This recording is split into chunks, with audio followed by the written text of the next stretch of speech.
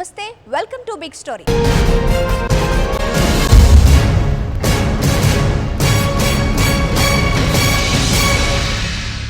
చంద్రయాన్తో చంద్రుడికి నిచ్చెన వేస్తారు, మంగళయాన్తో అంగారక యాత్ర జరుపుతారు.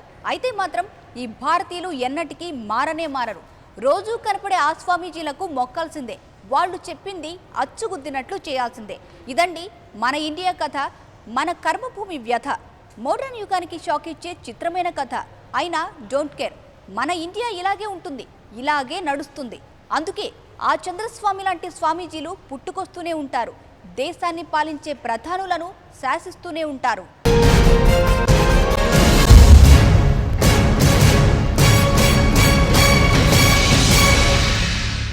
ఆయన ఇలాంటి స్వామీజీ అనుకుంటున్నారా?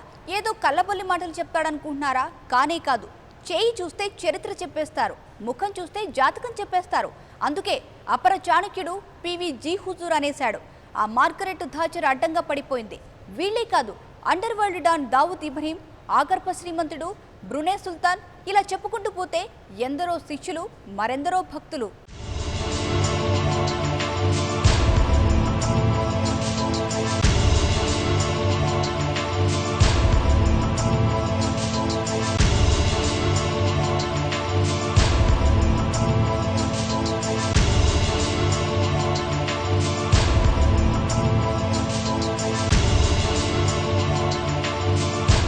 ఆ స్వామీజీ ఓ చూపు చూశాడంటే జాతకాలే మారిపోతాయి, గ్రహాలే గతులు తప్పుతాయి. మంత్రానికి మంత్రం, తంత్రానికి తంత్రం. తలచుకుంటే తలరాతే మారుతుంది, కోరుకుంటే ఎవరికీ అందని సింహాసనం కూడా చేతికి దొరుకుతుంది. ఇది ఆ తాంత్రిక స్వామీజీ ప్రత్యేకత, ఆ చంద్రస్వామి చతురత. ఇతడు ఇలాంటి స్వామీజీ కాదండోయ్, ఆమ్ ఆద్మీకి అస్సలు దొరకడు. ఓన్లీ దేశాధినేతలే ఈయన భక్తులు. గట్టిగా చెప్పాలంటే ఓ 5 స్టార్ స్వామీజీ. అర్థం కాలేదా? అయితే మరో ముక్కలో చెబుతా. రాజకీయ నాయకులకే రాజకీయం నేర్పుతాడు, దేశాధినేతలకే సలహాలిచ్చేస్తాడు. మాయలు చేస్తాడో మంత్రాలు చేస్తాడో తెలియదు, తిమ్మిని బొమ్మని చేస్తాడు, అందరినీ బుట్టలో పడేస్తాడు.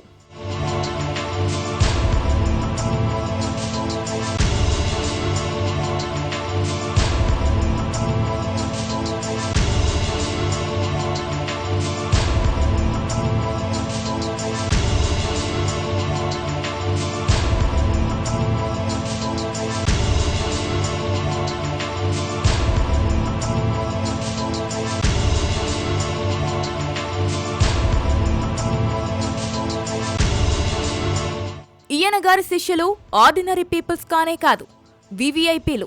అలాగని మామూలు వివిఐపీలు అనుకునేరు కానే కాదు. విఐపీ అనే పదం ముందు ఓ 4-5 వీలు పెట్టాల్సిందే. అపర చాణక్యుడిగా చక్రం తిప్పిన మన మాజీ ప్రధాని PV ఉన్నారు కదా, ఆయన కూడా ఈయన గారి శిష్యుడే. ఉక్కు మహిళగా ప్రపంచాన్ని గడగడలాడించిన మాజీ బ్రిటిష్ PM మార్గరెట్ థాచర్ ఉంది కదా, ఈవిడా అంతే. మన స్వామీజీ ముందు సాష్టాంగ నమస్కారం చేసేశారు.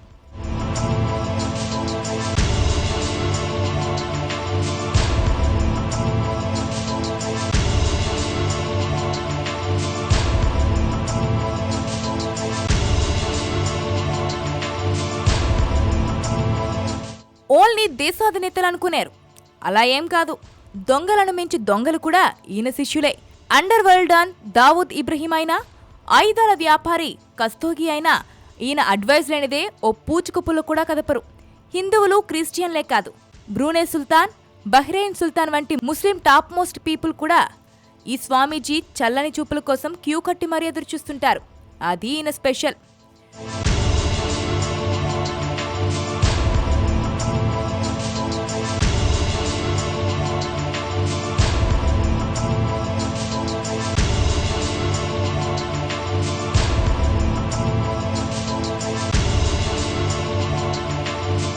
ఊహలకే అందని హై ప్రొఫైల్, ఆలోచనకే తట్టని శిష్య బృందం. ఇలా ఒకటేమిటి, ఎన్నో ప్రత్యేకతలు, మరెన్నో జిమ్మిక్కులు. ప్రత్యక్ష ఎన్నికల్లో పోటీ చేయని ఓ సాదాసీదా వ్యక్తి. ఈయన ఆశీస్సులతో ఏకంగా ప్రధాని పీఠం ఎక్కేశారు. బ్రిటన్లో ఓ సాదాసీదా నాయకురాలు ఏకంగా ఆ బ్రిటన్ PMగా చక్రం తిప్పారు. మరి ఇవన్నీ ఈయన గారి ఘనతలో కాదో మనకు తెలియదు. అందరికీ చెప్పుకొని తిరిగినట్లు చంద్రస్వామికి నిజంగానే భవిష్యత్తు ముందే తెలిసిపోతుందా? రాబోయే చిక్కులన్నీ ఇట్టే తొలగించగలడా?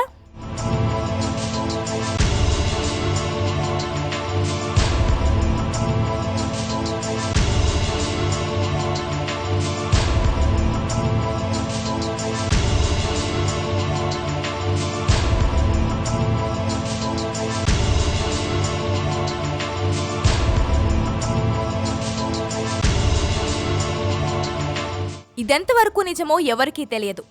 ఓ ఎంపీగా ఢిల్లీలో పదవి వెలగబడుతున్న పివి సడన్గా ఓ రోజు ఈ స్వామీజీ తన రాజకీయ గురువుగా ప్రకటించుకున్నాడు. కొన్నాళ్ళు గడిచాయో లేదో ఈ గురువు గారి శిష్యుడు ఏకంగా ప్రధాని పీఠం ఎక్కేశాడు. ఇది మనకు తెలిసిన కథ. తెలియని కథలు ఇంకెన్ని ఉన్నాయో. అందుకే అండర్ వరల్డ్ డాన్ ఆ దావూద్ ఇబ్రహీం చంద్రస్వామి పేరు చెబితే ఊగిపోయేవాడు. ప్రతిరోజు ఫోన్ చేసి సలహాలు తీసుకునేవాడు.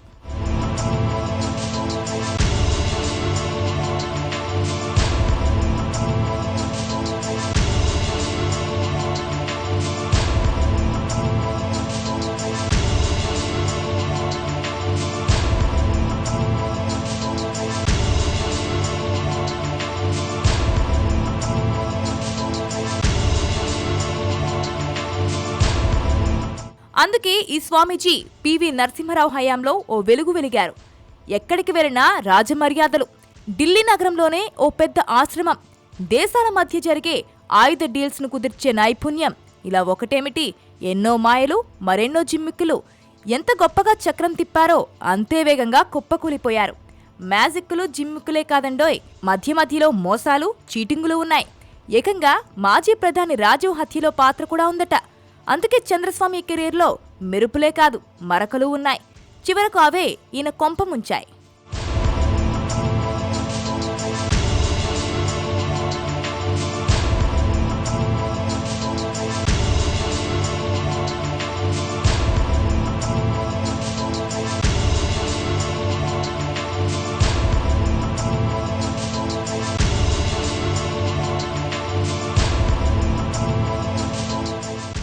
చిన్నతనంలోనే మంత్రాలతో కుస్తీ, తంత్రాలతో దోస్తీ.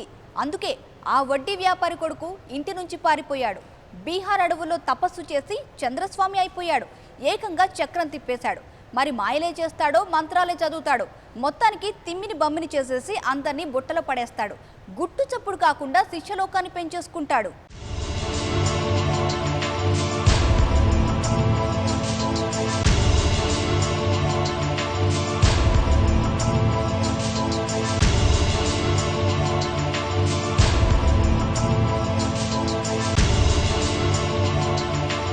చంద్రస్వామి అసలు పేరు నేమిచంద్. రాజస్థాన్లోని బెహోర్ ప్రాంతానికి చెందినవాడు చంద్రస్వామి తండ్రి. బతుకు తెరువుకు హైదరాబాద్కు వచ్చేశాడు. ఓ నలుగురిని పోగేసుకుని వడ్డీ వ్యాపారం ప్రారంభించారు. అప్పుడు చంద్రస్వామి చాలా చిన్న పిల్లగాడు. ఇంత చిన్నతనంలోనే తాంత్రిక విద్యలపై ఆసక్తి, అందులోనే ముందుకెళ్లాలనే తపన. ఇవి రెండూ కలిసి చంద్రస్వామిని ఎక్కడికో తీసుకెళ్లాయి.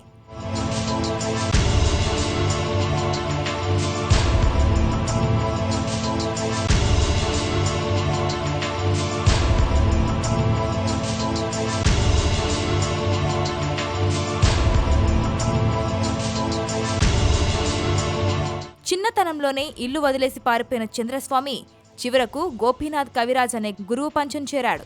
అక్కడే తాంత్రిక విద్యలు నేర్చుకుని చివరకు తన పేరును చంద్రస్వామిగా మార్చుకున్నాడు.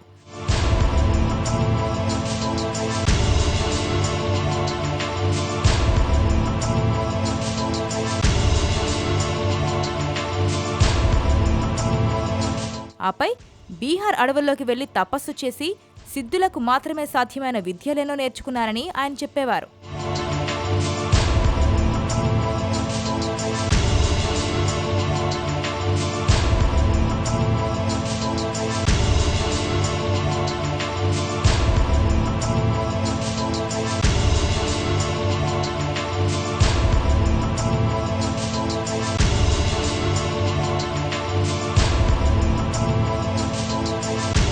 జ్యోతిష్యంలో నైపుణ్యం ఉండడం, ఆయన హావభావాలు అచ్చమైన తాంత్రికుడిలా కనిపిస్తుండేసరికి మహామహులుగా పేరు తెచ్చుకునేవారు చంద్రస్వామి అనుగ్రహం కోసం క్యూ కట్టేవారు.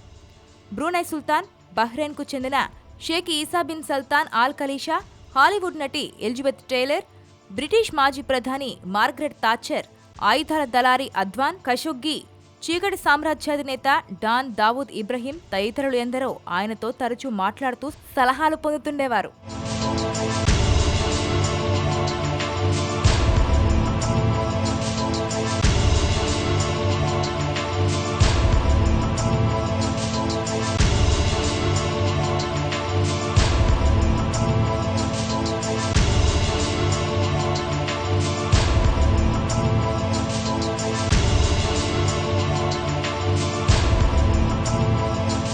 1975లో తాచర్ కార్యాలయానికి వెళ్లిన చంద్రస్వామి మరో 4 ఏళ్లలో ఆమె ప్రధాని అవుతారని, ఆపై 10 ఏళ్లు రాజ్యమేలుతారని ఆయన జ్యోతిష్యం చెప్పగా అదే జరిగింది. దీంతో ఆమె కోటరీలో చంద్రస్వామి ముఖ్యుడిగా మారగా, ఆపై ఎన్నో మార్లు ఆమె చంద్రస్వామి సలహాలు స్వీకరించినట్లు వార్తలు వచ్చాయి.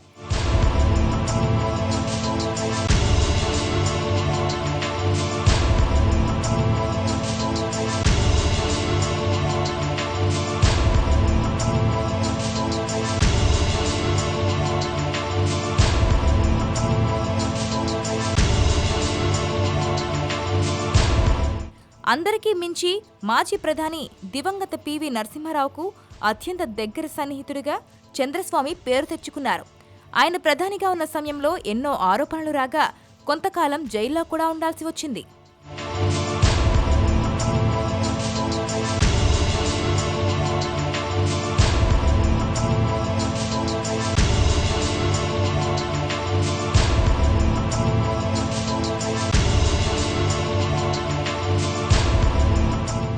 ఇంతింతై వటుడింతై అన్నట్లు ఆ చంద్రస్వామి ఎదిగిపోయాడు. ఆ హిమాలయమంత ఎత్తుకు, ఆకాశాన్ని అందుకునేంత ఎత్తుకు, చివరికి ఆ చంద్రుడినే తాకేంత ఎత్తుకు ఎదిగిపోయాడు. హిందూ అని లేదు, ముస్లిం అని లేదు, రాజకీయం అని లేదు, చీకటి ప్రపంచం అని లేదు. అందరితోనూ జేజేలు, అందరికీ సలహాలు. నువ్వెంత తురుంకానైతేంటి, ఎంత పెద్ద విఐపి అయితే ఏంటి, ఆ స్వామి ముందు క్యూ కట్టాల్సిందే, కరుణ కోసం కాళ్ల వేళ్ల పడాల్సిందే.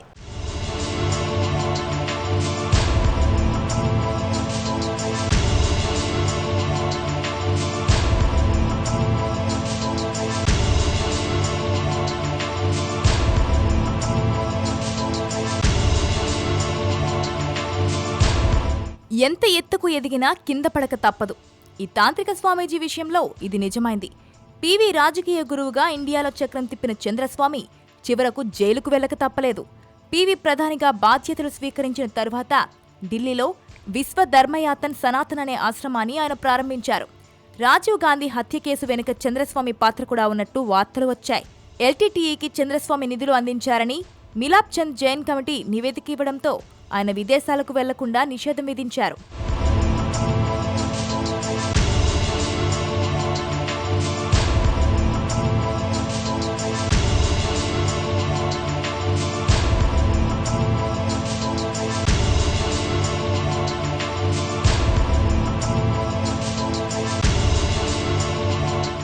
లండన్కు చెందిన వ్యాపారవేత్తను మోసం చేసిన కేసులో, ఫెరా చట్టాలను ఉల్లంఘించిన కేసులో జైలుకు వెళ్లి జరిమానా కట్టారు.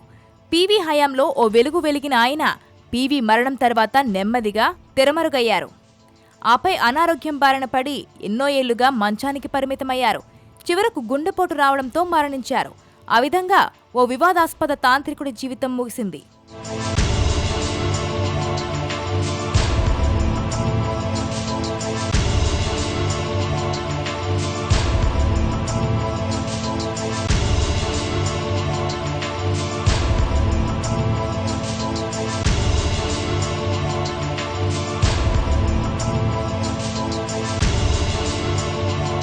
ఎన్నో ఆరోపణలు చంద్రస్వామిని చుట్టుముట్టాయి. విదేశీ నిధుల చట్టాలను ఉల్లంఘించడం ఈయన చేసిన పెద్ద తప్పు. నిజానికి స్వామీజీకి ఉన్న పవర్ పరిగణలోనికి తీసుకుంటే ఈ కేసులో ముద్దాయిగా నిలబడాల్సి వచ్చేదే కాదు. పివి హయాంలో ఓ వెలుగు వెలగడం కొంప ముంచింది. ఎందరో మిత్రులే కాదు, శత్రువులు తయారయ్యారు. చంద్రస్వామి చెబితే మంత్రివర్గంలోకి తీసుకున్న ఉదాహరణలు ఉండడంతో ఈయన ఆశ్రమానికి కాంగ్రెస్ లీడర్లు పోటెత్తారు.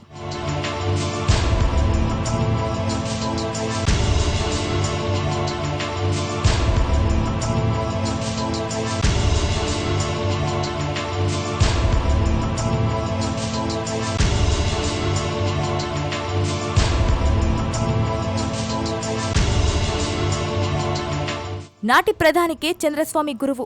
అందుకే ఐఏఎస్ ఆఫీసర్లు, ఐపీఎస్ ఆఫీసర్లు స్వామీజీ చుట్టూ ప్రదక్షిణ చేసేవారు. కోరుకున్న పదవిని దక్కించుకొని శిష్యలోకంలో చేరిపోయేవారు. దేశమంతటా ఇదే వైభవం. అడుగుపెట్టిన చోట అఖండ స్వాగతం. ఇలా నడిచింది స్వామీజీ పవర్. చివరికేమైందో తెలియదు. ఎవరూ ఊహించని చిత్రమైన వ్యవహారంలో చంద్రస్వామి కూరుకుపోయారు. చివరకు ఆ వ్యవహారంలోనే నేలకు దిగజారిపోయారు.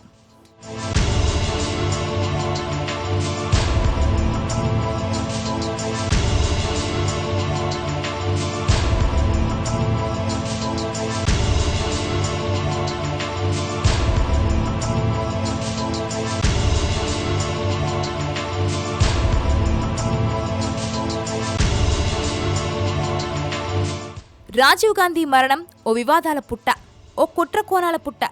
ఇందులో చంద్రస్వామి పేరు వినిపించింది. ఏకంగా ఆ స్వామీజీకి అరదండాలు పడేలా చేసింది. ఎవరో చెబితే ఇది నమ్మకపోయేవాళ్ళు. ఏకంగా జైన్ కమిషన్ రాజీవ్ హత్యలో చంద్రస్వామి పాత్రను నిర్ధారించడంతో డామిట్ కథ అడ్డం తిరిగింది. కనీసం విదేశాలకు వెళ్లనీయకుండా సుప్రీంకోర్టు అడ్డుపడడం, ఇటీవలే ఆ ఆంక్షలు తొలగించడం జరిగిపోయాయి.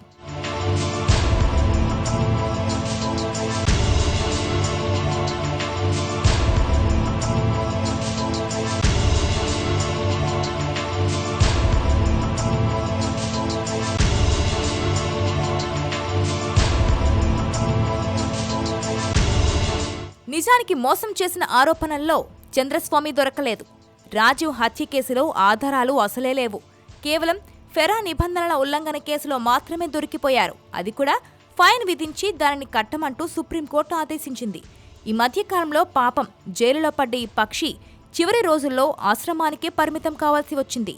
ఇటు నమ్ముకున్న శిష్యుడు పైకిపోయాడు, అటు అంతర్జాతీయ శిష్యులు అడ్రస్ లేరు. చివరకు ఈ స్వామీజీ ఓ అనాథలా బతికారు. మల్టిపుల్ ఆర్గాన్ ఫెయిల్యూర్తో ఏకంగా పైకే వెళ్లిపోయారు.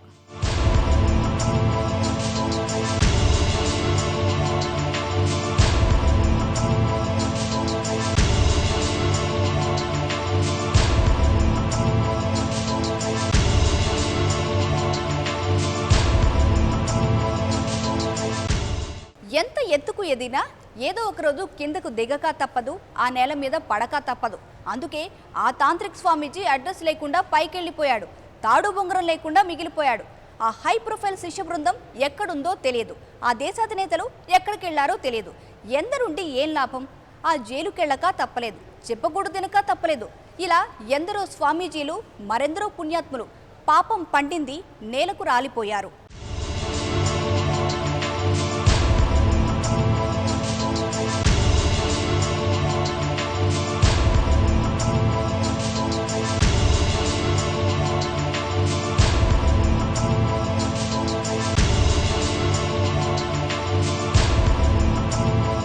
చంద్రస్వామి కావచ్చు, నిత్యానంద స్వామి కావచ్చు, ఆసారాం బాపూజీ కావచ్చు, ఎవరైతేనేం హై ప్రొఫైల్ శిష్యులను వెంటేసుకుని తిరగడం, ఆశ్రమాలలో ఊహకు కూడా అందని అక్రమాలు చేసేయడం. అందుకే ఈ స్వామీజీలు పతనమైపోయారు. పరువుతో పాటు శిష్య బృందాన్ని కోల్పోయారు. అయినా ప్రజలకు ఈ స్వామీజీలపై మోజు తగ్గడం లేదు. వీరి మాయలు బట్టబయలైనా ప్రజలు ఇప్పటికీ వీరినే అంటిపెట్టుకుని ఉండడం ఆశ్చర్యం కలిగించే విషయమే, అబ్బురపరిచే వ్యవహారమే.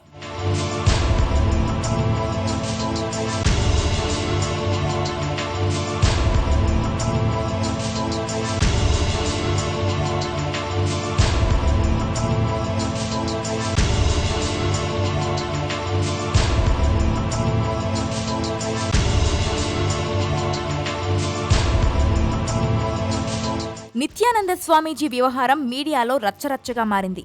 అలనాటి అందాల హీరోయిన్ రంజిత నిత్యానంద రాసలీలలపై ఓ పెద్ద గ్రంథమే నడిచింది. మొదట ఈ ఆరోపణలను నిత్యానంద కొట్టిపారేయడం, ఈ విషయంతో రంజిత ఏకీభవించడం చకచకా జరిగిపోయాయి. ఆ తర్వాతే అదే రంజిత ఎదురు తిరిగి నిత్యానందపై చేసిన ఆరోపణలు ఆశ్చర్యం కలిగించాయి. చివరకు మళ్లీ నిత్యానంద ఆశ్రమంలో రంజిత ప్రత్యక్షం కావడం చూసి అందరికీ దిమ్మ తిరిగిపోయింది. ఇంత జరిగినా ఆశ్రమానికి వచ్చే ఆ జనాలు తగ్గలేదు. ఈ రాసలీల స్వామీజీపై భక్తిభావమూ తగ్గలేదు. ఇదేం విచిత్రమో.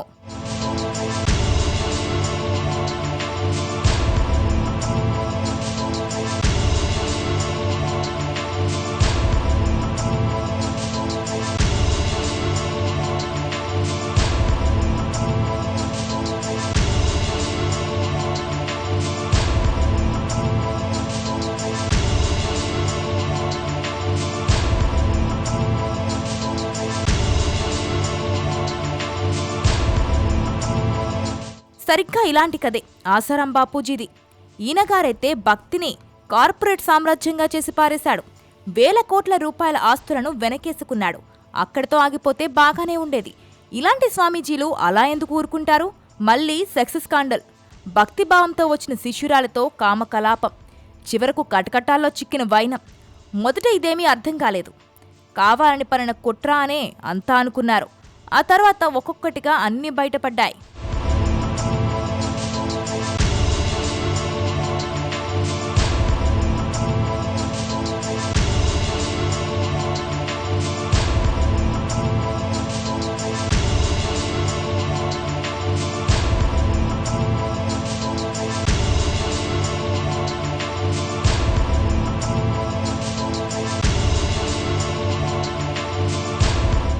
వీళ్లే కాదు, ఇలా ఎందరో స్వామీజీలు, మరెన్నో ఆరోపణలు. చంద్రస్వామి మాత్రం ఇలాంటి కోవకు చెందినవారు కాదు. ఈయన ఫక్తు రాజకీయ స్వామీజీ. అన్ని రాజకీయాలు, అన్ని పెద్ద పెద్ద డీళ్లు, ఎవరూ ఊహించని కుట్రలు. అందుకే ఈ స్వామీజీ అడ్రస్ లేకుండా పోయారు.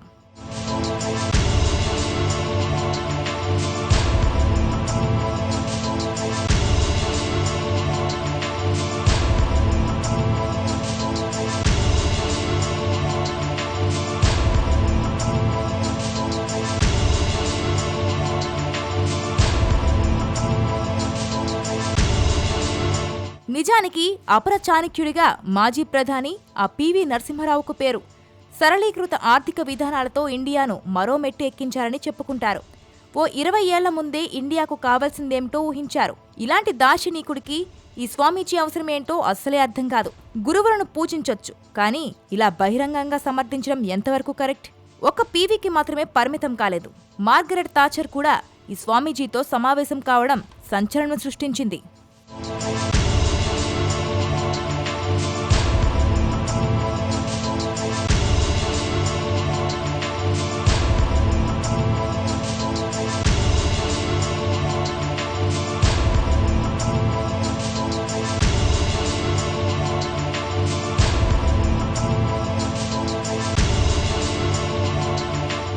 మంత్రతంత్రాలు ఉన్నాయని అందరూ నమ్ముతారు. ఇందుకు ప్రముఖులు అతీతం కాదు. చంద్రస్వామి బుట్టలో పీవీ పడిపోవడమే ఇందుకు నిదర్శనం. నిజంగా మంత్రతంత్రాలే ఉంటే ఈ స్వామీజీ ఎందుకు బయటపడలేదు? జరగబోయేది ముందే తెలిస్తే ఈయనకు జరిగేది తెలుసుకోలేకపోయాడు. గ్రహాల గతులను మార్చే శక్తే కనుక ఉంటే ఈయన గ్రహాలు ఎందుకు అలా ఉన్నాయి?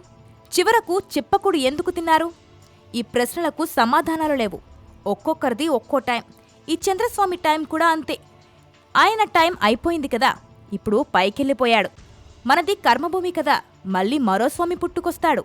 ఎప్పటిలాగే పవర్ఫుల్ శిష్య బృందంతో మన రాజకీయాలను శాసిస్తాడు. 120 కోట్ల తలరాతలను నిర్ణయిస్తాడు. ఇండియాలో అంతే మరి.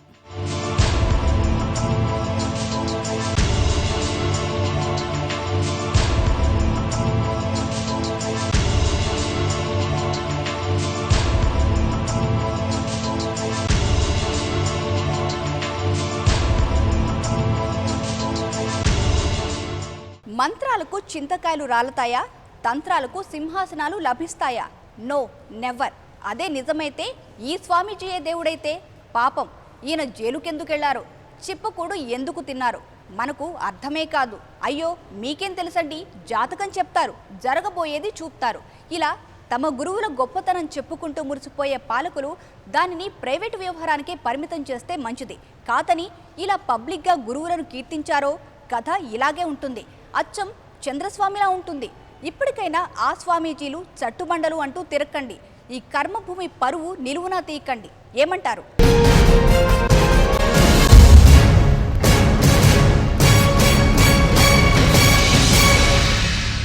ఇది వాటి బిగ్ స్టోరీ. మరో అంశంతో మళ్ళీ కలుద్దాం. నమస్తే.